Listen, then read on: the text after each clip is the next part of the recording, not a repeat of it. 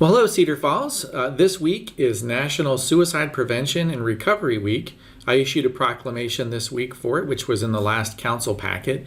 And today I'm joined by Thomas Eachus, who is the Executive Director of the Blackhawk and Grundy Mental Health Center. So, Mr. Eachus, it's wonderful to have you with us today.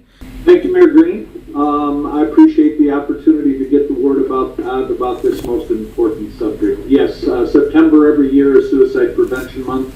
Actually, the week of September 6th through the 12th is Suicide Prevention Week across the world.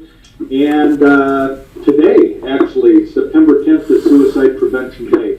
This year's theme from the national organization is Hope, Resiliency, and Recovery, which I think is especially important this time this year, especially with the global pandemic called COVID. I know we're all sick of it, but the thing that we in the mental health business are concerned about is that the research would tell us over the years that anytime there's been a downturn in the economy, increasing unemployment, we unfortunately have seen a corresponding increase in mental health problems, substance abuse issues, and unfortunately suicides.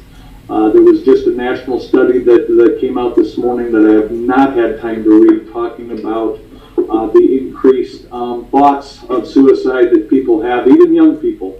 Right now, suicide in the United States is the 10th leading cause of death. Unfortunately, it's the second leading cause of death for people aged 10 to 34, and the fourth leading cause of death for people aged 35 to 54. So it's a recognizable health problem that we need to do some things about. We have a coalition in the community. It's called the Cedar Valley Coalition on Suicide Prevention and Support. Started about 3 years ago at the University of Northern Iowa with a federal grant they received to expand counseling services to students, which is another high-risk group for suicide. And that coalition has morphed into a community coalition. We've got over 100 people on our coalition. What we've done is we have a number of resources that are available, from educational presentations to training on a very easy to learn process called QPR, question, persuade, and refer. About 90 minutes to 2 hours, we can talk to anybody. It's like first responders for mental health, where people can learn about the signs and symptoms of suicide, ask the appropriate questions, persuade people that it's not the end of the world, that there is hope and treatment services available, and then referring them to people. We've got a trainer in our coalition that did, I think he trained 150 people in the last week. He's available to train anybody and any group, organization, agency, anywhere. We've also got a number of videotapes, written materials. We just want to get the word out that there's resources available.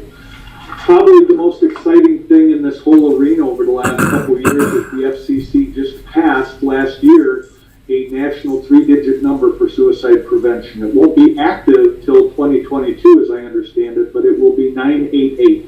Similar to 911 for emergencies, it'll be a 988 number that people can dial anywhere, anytime, and be connected to a trained counselor volunteer to talk about suicidal thoughts, feelings, concerns, and get people hooked up to appropriate services. So we've got a number of other resources in the community. I can certainly send that Excel spreadsheet out, but we're interested in getting the word out because it's going to be based on history, a problem that's going to increase rather than decrease, and we want to prevent any suicides that we can and provide support to those who have had a loved one eventually take their own life, and the grief and loss that goes along with that, especially during this time of season. Thank you so much for this very important